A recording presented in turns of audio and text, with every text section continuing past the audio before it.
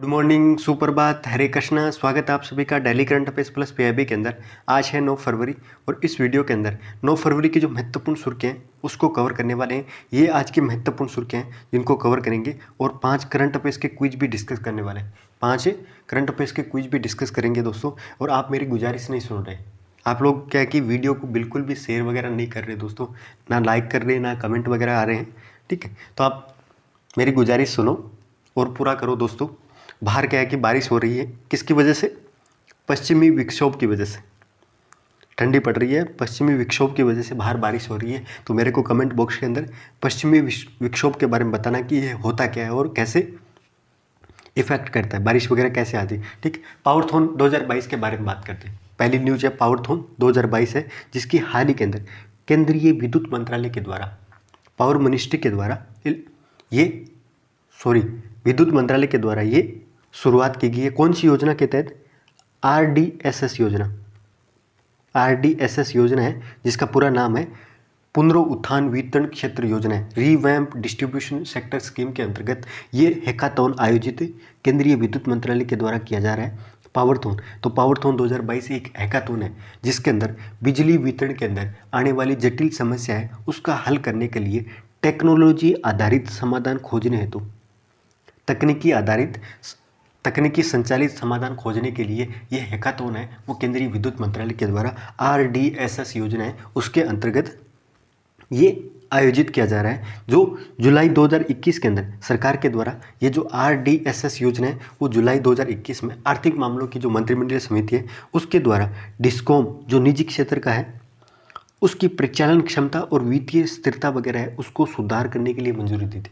तो सरकार के द्वारा revamp distribution sector scheme discom की जो परिचालन क्षमता वगैरह है, साथ में क्या है कि उनकी जो फाइनेंशियल स्टेबिलिटी वगैरह है उसमें सुधार करने के लिए ये स्कीम वगैरह शुरू की गई थी। और क्या फैक्ट है भाई आरडीएसएस स्कीम के बारे में, जिसके अंतर्गत ये हैकाथॉन आयोजित किया जा रहा है। ये एक सुधार आधारित है और परिणाम से जुड़ी हुई योजना है। सुधार आधारित परिणाम से जुड़ी हुई योजना है जिसका प्रमुख उद्देश्य क्या है?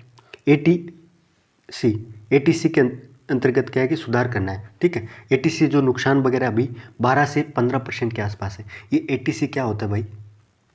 एटीसी ये होता है दोस्तों, जब बिजली वगैरह का जो ट्रांसमिशन लाइन वगैरह है उसके अंदर जो बिजली का क्या होता है नुकसान वगैरह, जो कुछ भी ट्रांसमिशन के दौरान जो बिजली की खपत वगैरह होती है उसको एटीसी बोलते हैं। और भारत के अंदर एटीसी क्या है कि बहुत ज़्यादा है, 20 से 22% के आसपास है। यानी जितनी बिजली क्या है कि पावर प्लांट या पावर हाउस से जो कंज्यूमर तक क्या है कि ट्रांसमिशन की जाती है उसमें से 20 से 22% बिजली वगैरह है उसका नुकसान हो जाता है। तो सरकार के द्वारा इस योजना के अंतर्गत इसके जो नुकसान वगैरह है उसको 12 से 15% तक कम करना है। सरकार का टारगेट है इसको ज़्यादा से ज़्यादा कम किया जाए ताकि क्या है कि जो राजस्व लागत वगैरह है उसमें जो अंतर वगैरह है उसको समाप्त किया जाए और विद्युत की आपूर्ति की गुणवत्ता के साथ साथ में क्या कि जो डिस्कॉम वगैरह है जो घाटे में चल रही है उनकी फाइनेंशियल स्टेबिलिटी वगैरह है वो प्रोवाइड की जा सके, उनको वित्तीय स्थिरता वगैरह प्रदान की जा सके। क्योंकि इतना ज़्यादा नुकसान हो जाता है तो एक तरह का क्या हो रहा है, राजस्व का नुकसान हो रहा है।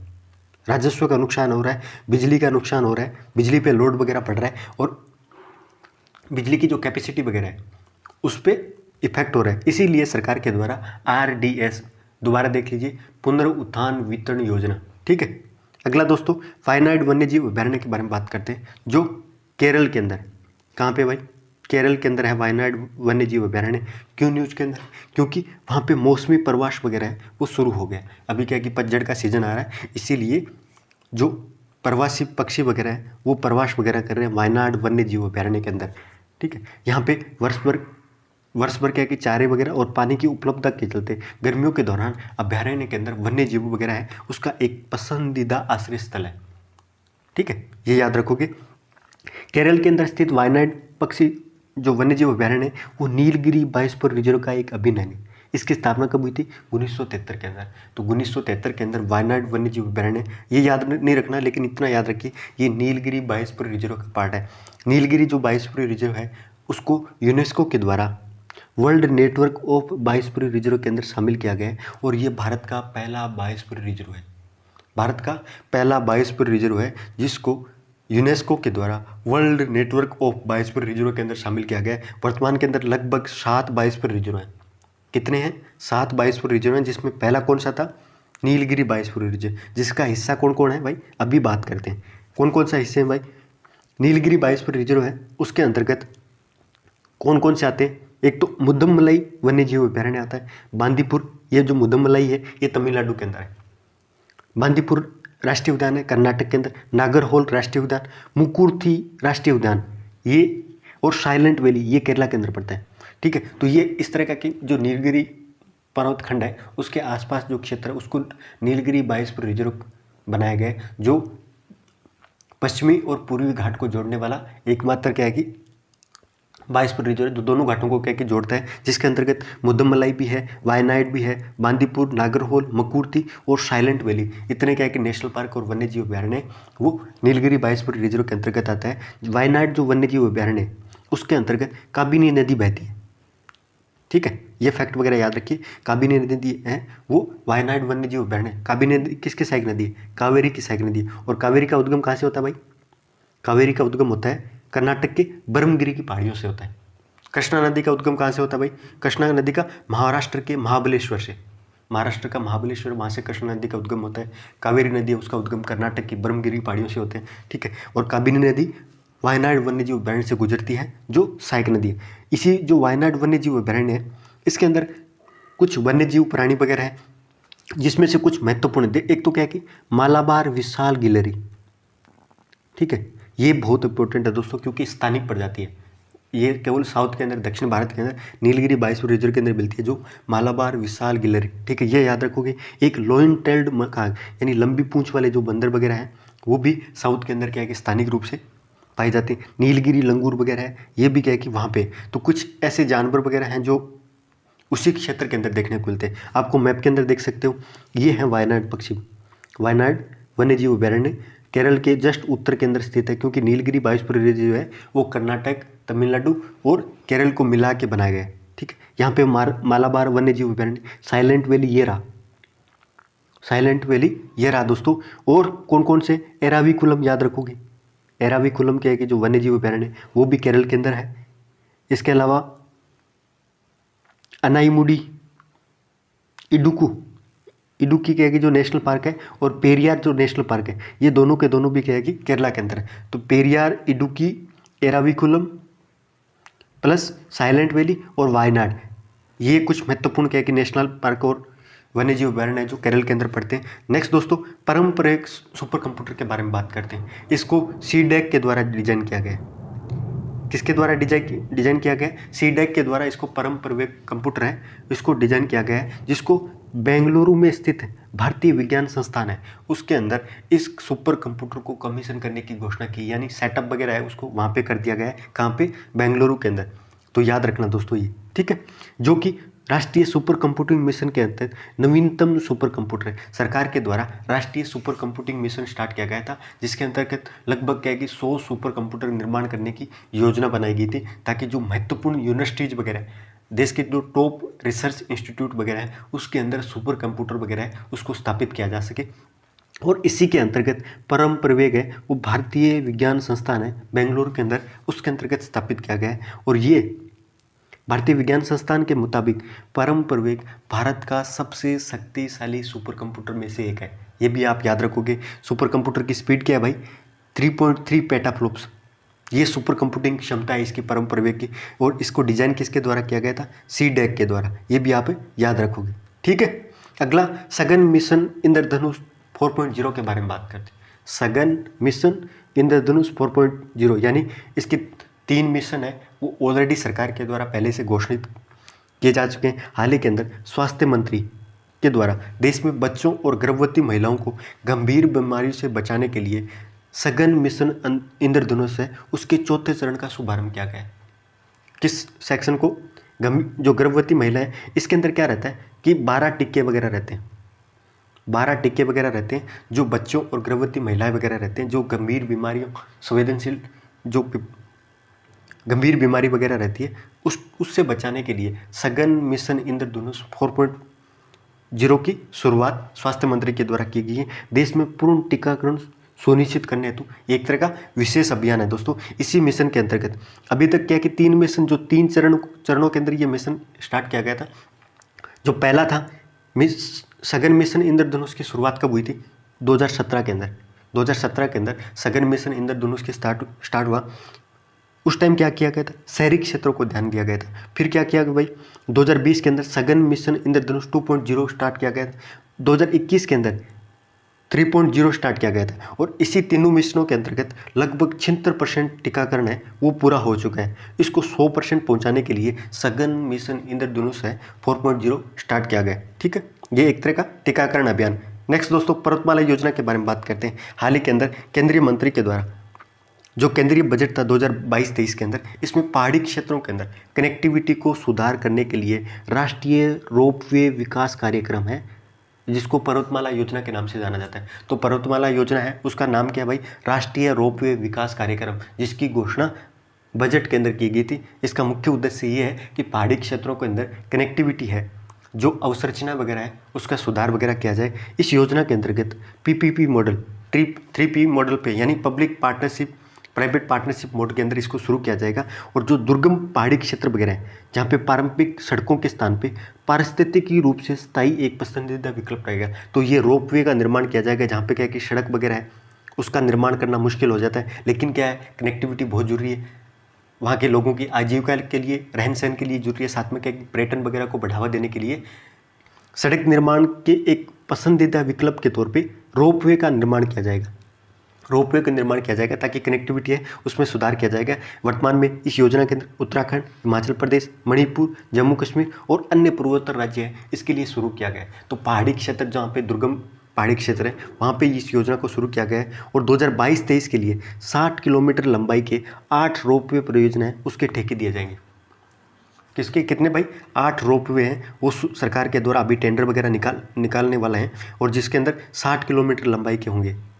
और इसका नोडल मंत्रालय कौन सा है? सड़क परिवहन मंत्रालय। सड़क परिवहन मंत्रालय के द्वारा ये टेंडर वगैरह जारी किए जाएंगे। तो याद रखना दोस्तों, पर्वतमाला योजना किससे संबंधित है?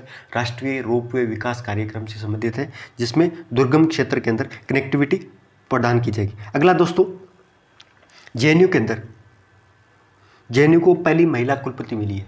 पहली महिला कुलपति है, उसको नियुक्त किया गया भारतीय राष्ट्रपति के द्वारा। सावित्रीबाई फुले विश्वविद्यालय की जो प्रोफेसर है शांति श्री धूलीपुड़ी पंडित है, वो JNU की जवाहरलाल जो यूनिवर्सिटी है उसकी नया कुलपति है, उसको नियुक्त किया गया है। और ये JNU की पहली महिला कुलपति होगी, यानी महिला एक इस कुलपति के पोस्ट पे पहुंचने वाली पहली महिला है दोस्तों। ये जो शांति श्री धूलीपुड़ी पंडित है, ये ऑलरेडी JNU की स्टूडेंट रह चुकी है। तो कितना सौभाग्य की बात है कि जिस यूनिवर्सिटी के अंदर पढ़े हो उसी का कुलपति बन के अपना, एक तरह से बहुत गर्व की बात है। ठीक है, क्यों इनको नियुक्त किया गया है? क्योंकि JNU के जो कुलपति वगैरह हैं, जगदीश कुमार, जिनको विश्वविद्यालय अनुदान आयोग है उसके अध्यक्ष के रूप में चुना गया है, इसी वजह से ये पोस्ट वगैरह खाली हुई थी। तो याद रखना, जगदीश कुमार है जिसको UGC का नया चेयरमैन या अध्यक्ष बनाया गया है, जिसको 5 साल के लिए बनाया गया। दोस्तों, UGC की स्थापना कब हुई थी?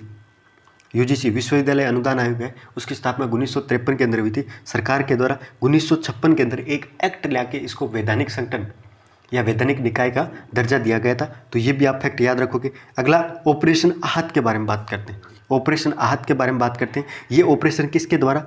रेलवे सुरक्षा बल के द्वारा, रेलवे प्रोटेक्शन RPF के द्वारा, रेलवे प्रोटेक्शन फोर्स है उसके द्वारा ऑपरेशन आहत स्टार्ट किया गया है, जिसका मुख्य उद्देश्य ये है कि मानव तस्करी को रोका जाए।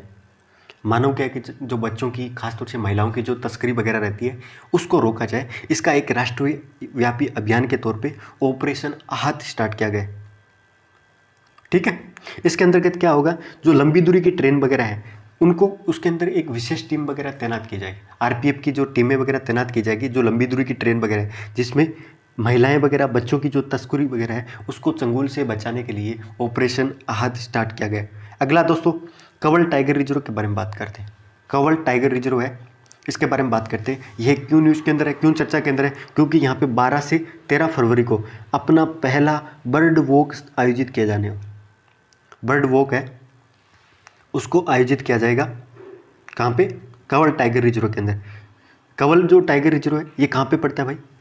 ये तेलंगाना के अंदर पड़ता है, जहाँ पे कंवल पक्षियों के अंदर 300 से अधिक प्रजातियों के साथ वनस्पति और जीवों की एक जैव विविधता के भंडार की तरह, एक तरह के वहाँ पे क्या है कि 300 से अधिक प्रजातियाँ वगैरह है पक्षियों की पाई जाती है कंवल टाइगर रिजर्व के अंदर, और इसीलिए वहाँ पे बर्ड वॉक आयोजित किया जा रहा है।